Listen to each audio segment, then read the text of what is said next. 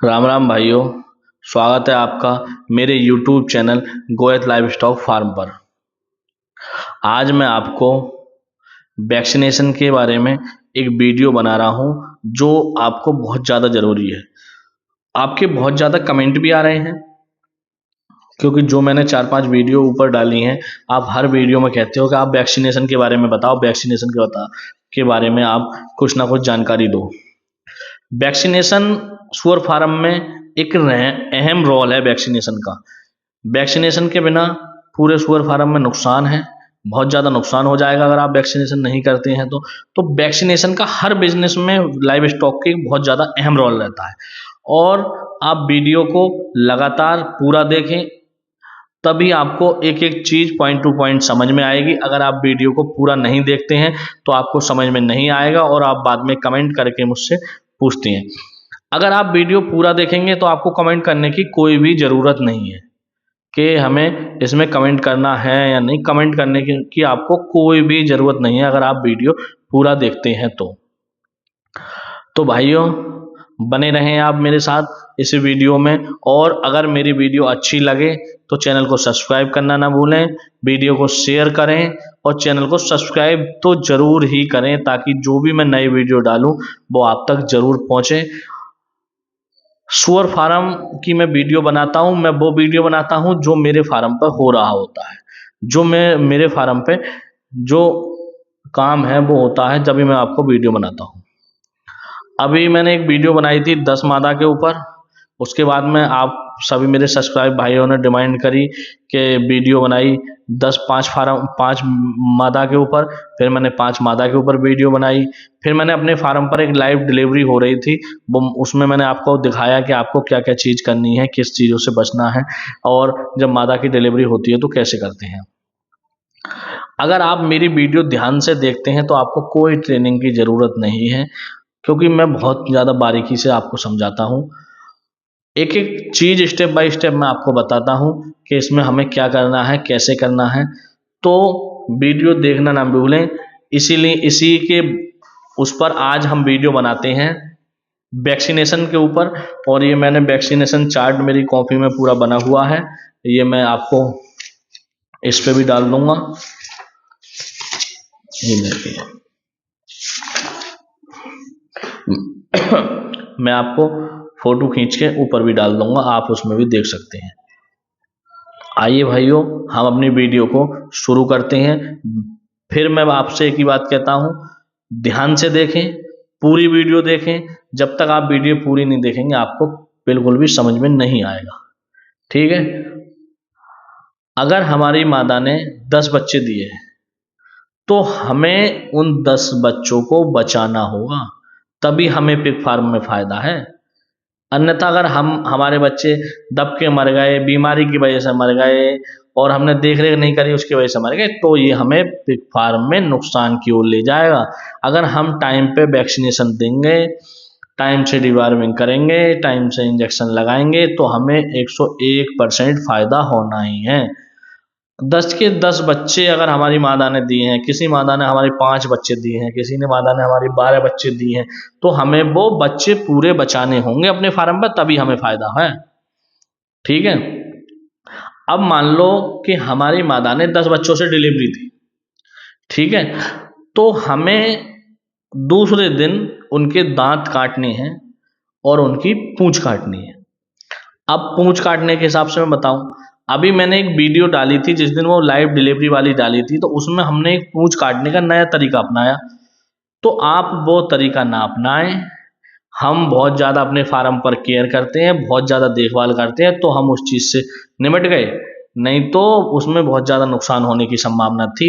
एक हमारे सब्सक्राइब भाई ने ही हमें वीडियो करके और कॉल करके हमें सूचना दी कि आप ऐसे करके उनकी पूंछ काट सकते हैं। तो हमने उस चीज़ में गौर करी और रबड़ बैंड लगा के हमने उन बच्चों की पूंछों पे रबड़ बैंड चढ़ा दिए।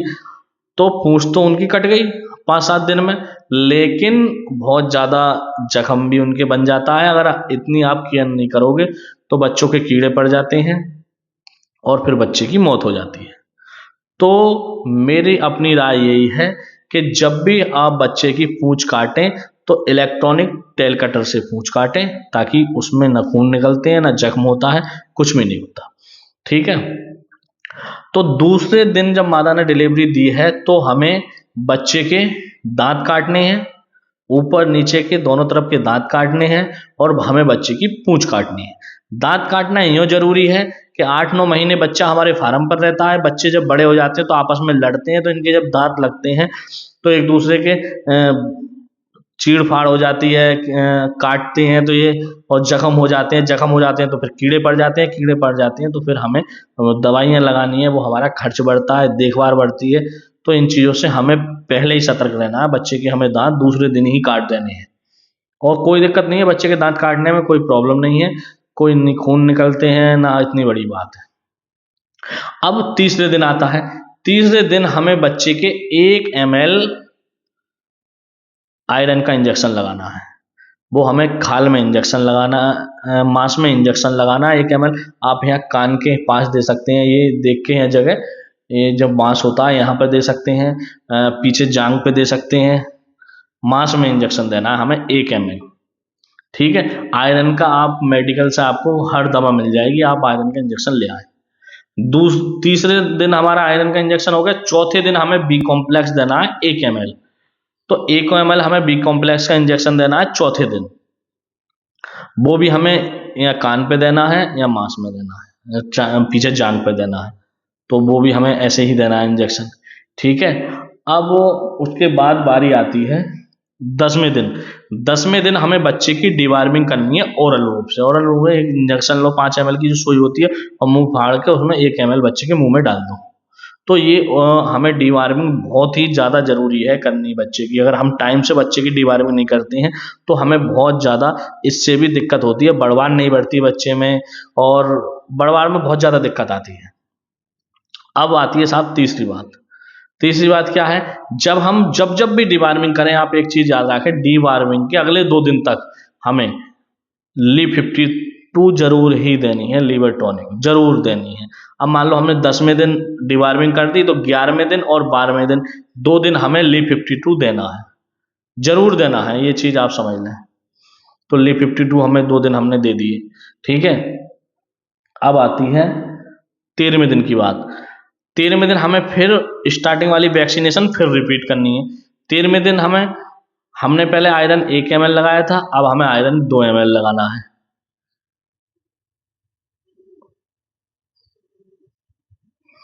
पहले हमने आयरन 1 ml लगाया था, अब हमें आयरन 2 ml लगाना है। पहले हमने बी कॉम्प्लेक्स 1 ml लगाया था, अब हमें बी कॉम्प्लेक्स 2 ml लगाना है। ठीक है। तो 13वें दिन आयरन 2 ml, 14वें दिन बी कॉम्प्लेक्स 2 ml। ठीक है। अब 17वें दिन एक सरको वायरस आता है, उसकी वैक्सीन आपको मेडिकल पे मिल जाएगी, उसे आप लगा दें। खास इतनी जरूरी भी नहीं है, नहीं मिले तो कोई दिक्कत नहीं, उससे कोई दिक्कत नहीं। फिर 20वें दिन फिर डिवार्मिंग हमें करनी है। 20वें दिन जो हमें डिवार्मिंग करनी है वो हमें करनी है, पहले हमने 1 ml से करी थी, अब हमें करनी है 1.5 ml से। पहले हमने 1 ml दिया, अब हमें देना है 1.5 ml। ठीक है। और जैसे मैंने पहले बताया, उसी के हिसाब से 2 दिन हमें लगातार Li52 देनी है, तो हमने Li52 भी 2 दिन दे दी लगातार। ठीक है। यानी कि 21वें दिन और 22वें दिन हमें 2 दिन लगातार Li52 देनी है। अब यहाँ तक हमारी वैक्सीनेशन कंप्लीट हो गई, बच्चे हमारे 22 दिन के हो गए। अब हम जब 45 दिन बाद बच्चों को दूध से अलग हटाएंगे, तो हमें दूध से अलग हटाने के अगले दिन हमें डिवार्मिंग फिर करनी है बच्चों की। फिर हमें फीड में करनी है, अगर आप ओरल दे सकते हैं तो ओरल कर लें, वरना फीड में देनी है। फिर क्या करना है? फिर हमें 1 ml पर 3 kg बॉडी वेट के हिसाब से हमें डिवार्मिंग करनी है। मतलब 1 ml 3 किलो के बच्चों को देनी है। अगर हमारा बच्चा 6 किलो का है तो हमें 2 ml देनी है। हमारा बच्चा जो है 9 किलो का है तो हमें 3 ml देनी है। उसी हिसाब से बच्चे का आप वेट कर लें, एक बच्चे का वेट कर लें, वो तो सब सेम ही होते हैं, तो आप उस हिसाब से उन्हें दें। 1 ml पर 3 किलो बॉडी वेट के हिसाब से हमें देना है। फिर हमें जैसे मैंने पहले बताया उसी के हिसाब से 2 दिन लगातार हमें डिवार्मिंग करनी है, फिर देनी है Li52 देनी है। अब 2 दिन फिर हम 1 ml पर 3 किलो बॉडी वेट के हिसाब से Li52 देंगे इन्हें। डिवार्मिंग। और डिवार्मिंग का फार्मिंग में बहुत ज़्यादा रोल है, क्योंकि डिवार्मिंग अगर हम टाइम से करेंगे तो बच्चे की ग्रोथ बहुत ज़्यादा बढ़ेगी। आप वीडियो को पूरा देखते रहें, एक एक चीज़, एक एक इंजेक्शन, एक एक वैक्सीनेशन मैं आपको बताने वाला हूँ। और चैनल को सब्सक्राइब जरूर करें। अब एक डिवार्मिंग हमने 10 दिन पे करी, दूसरी डिवार्मिंग हमने 20 दिन पे करी, तीसरी डिवार्मिंग हमने 45 दिन के बच्चों पे करी। जब 45 दिन के बच्चे हमने दूसरा अलग हटा दिए तो अब फिर हम डिवार्मिंग करते हैं 90 दिन बाद। 90 दिन बाद भी हमारा यही प्रोसेस रहता है कि 1 ml पर 3 किलो बॉडी वेट के हिसाब से हम इसे फिर 90 दिन बाद फिर डिवार्मिंग करेंगे। अगले 2 दिन हमारा वही प्रोसेस है डिवार्मिंग का कि हम फिर उसे वैक्सीनेशन वही Li-52 देंगे 2 दिन तक। 2 दिन दे लो, 3 दिन दे लो, ये अपने ऊपर है। इसका Li-52 का भी वही है, 1 ml पर 3 किलो बॉडी वेट। अब 90 दिन में डिवार्मिंग करें, 91 दिन, 92 दिन, 90 दिन डिवार्मिंग, 91 दिन Li-52, 92 दिन Li-52।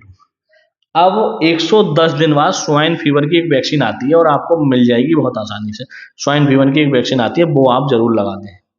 ठीक है, 1 ml लगेगी, सबकट लगेगी। सबकट का मतलब ये ऊपर मैंने जितनी भी इंजेक्शन बताई हैं ये सब मांस में लगनी है, सबकट का मतलब वो खाल में लगेगी। ठीक है, फिर HS की वैक्सीन आप लगा दें 125वें दिन। और ये स्वाइन फीवर, HS, FMD ये वैक्सीन आप तब लगाएं जब बच्चा आपका बिल्कुल स्वस्थ हो। अगर बच्चे को बुखार हो, कोई बीमार हो, तो ये वैक्सीन नहीं लगाएं आप। ये बहुत जरूर ध्यान देने वाली बात है। 140 दिन बाद आप FMD लगा दें, ये भी सबकट लगने वाली है। ये सभी जो वैक्सीन मैंने लास्ट में 3 बताई हैं, तीनों वैक्सीन सबकट लगेंगी।